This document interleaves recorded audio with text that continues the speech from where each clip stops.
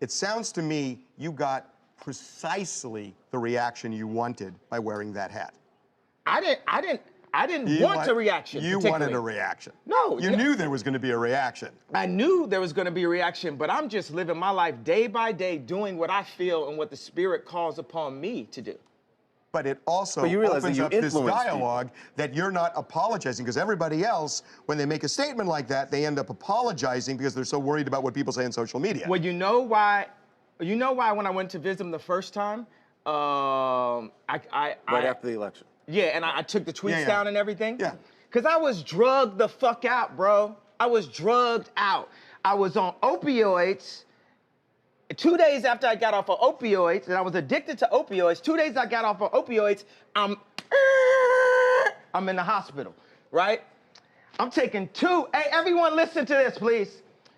2 days before I was in the hospital, I was on opioids. I was addicted to opioids. I had plastic surgery because I was trying to look good for y'all. I got liposuction because I didn't want y'all to call me fat like y'all called Rob at the wedding and made him fly home before me and Kim got married. I didn't want y'all to call me fat, so I got liposuction, right? And they gave me opioids, right? And I started taking 2 of them and then driving to work on the opioids, right?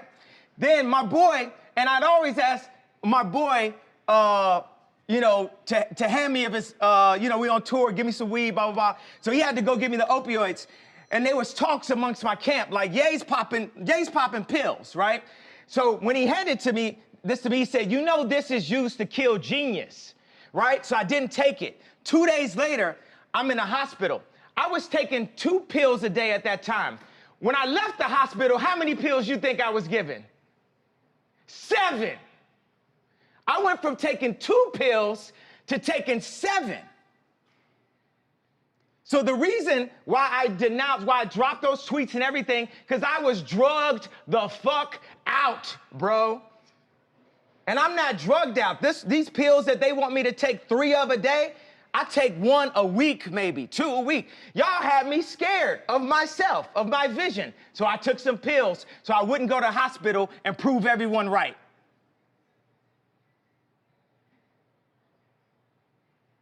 We are drugged out. We are following other people's opinions. We are controlled by the media. And today, it all changes. You got Tupac and Lennon in that hallway. Today, it all changes. We need to think how to think free. We need to be free thinkers. Then we need to learn how to feel free. People say feel free, but we don't even know how to feel free or think free. Say what you feel. Positive or negative. I just got off the phone with J. Cole. He said, how you feel when they said the Crips is gonna kill you? I said, man, that was the headline. But when they said they wanted to beat me up, I said, that's great. They're my brothers. They love me. They don't want nothing to happen to Ye. They just want to beat some sense into me. I love Daz. I love the Crips. I love the Bloods. I love everyone. How many people are feeling, how many people felt something that I said today? Raise a hand if you felt something that I said today. Do you feel that I'm feeling, do you feel that I'm being free and I'm thinking free? Yes. I actually don't think you're thinking anything. I think what you're doing right now is actually the absence of thought. And the reason why I feel like that, because Kanye, you're entitled to your opinion. You're entitled to believe whatever you want. But there is fact and real world, real life consequence behind everything that you just said. And while you are making music and being an artist and living the life that you've earned by being a genius, the rest of us in society have to deal with these threats to our lives. We have to deal with the marginalization that has come from the 400 years of slavery that you said for our people was a choice. Every day we have to walk into that truth while you choose to say things that, to be honest with you, dog, are nonsensical. You want to think freely? That's fine. I'll combat your free thought with my free thought because mine is grounded in a reality that I have been given and a reality that I'm going to change, but I'm not going to do it by pretending that the enemies are on the same team as me. And frankly, I'm disappointed, I'm appalled, and brother, I am unbelievably hurt by the fact that you have morphed into something, to me, that's not real. That's the way I feel. Stand on all the coffee tables you want to stand on, say whatever you want to say, but don't throw a stone, then hide your hand like the rest of us are just gonna swallow it. Yay, be yay, I'm off it, forever. Do you, but remember, the life that I live is as a real person, an actual person. Now the thing is, he said grounded in reality. This reality has been forced upon us. It is a choice, just like when I said slavery is a choice. The reality, we can make our own reality. We can talk about history, but not too long. We need to talk about our now, because we can fix and start loving each other now. When I say we have no enemies, we don't have enemies.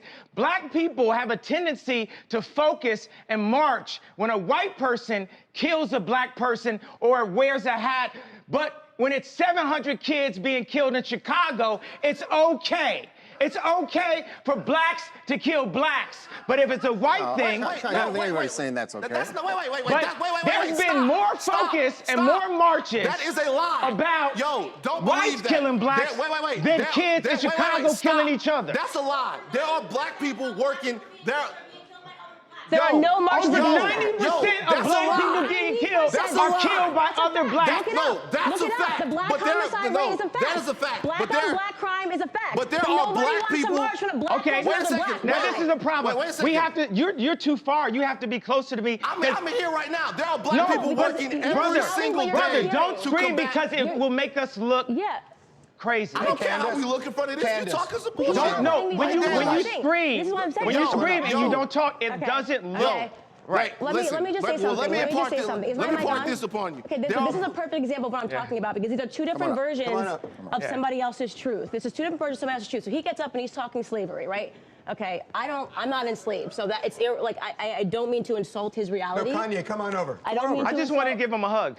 Right. Like I don't mean to. No. I think he might want to fight me, but I want to give him a hug. Okay, but like. Let's finish the conversation and then we'll... What Kanye just I love you, and I want to give you a hug. I feel like you want to fight me right now, but I love you. I don't fight with my fist, man. I've been through that. This is what I'm saying. So if I come over there, you're not going to fight me? No, I'm not going to hit Kanye West and TMZ.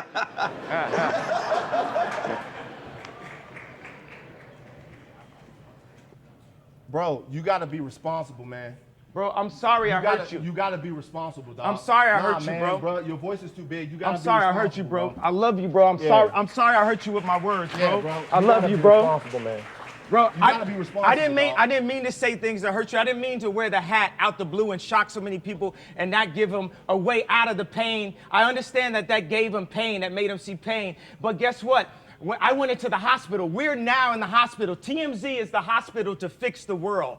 Obama was our opioids. It made us feel like everything was good. That's not true, bro. Yeah. That's not true. Listen, first of all, calmly. What's your name, though? I'm Van. I'm sorry for disappointing you, Van. Yeah, listen. Calmly. Yeah. What you said up there a second ago, the statistic about black on black violence is true. What they don't tell you is there are people dedicating their lives to working throughout the problems of black people. There are black people every day, boots on the ground. They're all over the place that are working towards this. Like every single day, people are trying to fix this problem. The narrative that black people don't care about black lives until a white person takes them is false. That is not true. But the problem is the people that are doing this work in communities every day, guys all over the place, they don't get the type of reverence, they don't get the type of shine, they don't get the type of light spotted on them, the spotlight, should I say, that other people do. Those people are the ones that need to be empowered, the people that can help Chicago, that can help South Baton Rouge, that can help those places, that are working there every day. They doing it and they dedicating their lives to it. But they don't get big up by rappers, they don't get invited to things, they do it for nothing because they have to. So what I'm trying to say is while we're having all of these conversations about stuff that gets covered on the news, who's gonna talk about what doesn't get covered on the news? Like to me, for a lot of years, the dude that inspired me to be more than what I was in Baton Rouge, that was you. Ask everybody in this room for years. Ask everybody in here how many times we've had a Kanye West story and I've stood there, the only person to defend Kanye West because what you meant to me. And then after that, you slap me in my fucking face by getting next to people who mean me harm and who don't even care about being honest about the fact that they mean me harm. I think that we have to get next to everyone. If we don't like Trump, we have to talk to them. We have to talk because Trump is a human being also, and he's in a very powerful position, and he's doing a lot of things to actually help business owners be able to go past all these fake laws and rules and things. I mean, candidates can give you the facts better than that, but we need to speak to people. Einstein says the definition of insanity is doing the same thing, expecting a different result. So we keep on saying, I hate you, fuck you, fuck you, fuck you. How are we gonna get a different result out of hate? Why don't we just try love?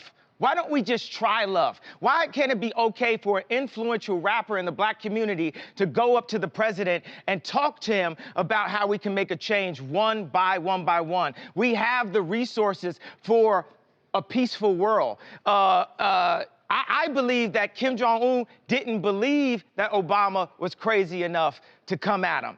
You know, sometimes you need some crazy motherfuckers to change something. Steve Jobs was crazy. Now we all on Steve Jobs' phones. They say Trump's crazy. They say I'm crazy. But I'm here to show love, and we're gonna make it through. I know I disappointed you today, brother, and I know I disappointed the black community when I wore the hat, and I'm sorry for disappointing you. But like I just told J. Cole on the phone right now, it's a bigger plan, and I'm just doing what the universe told me.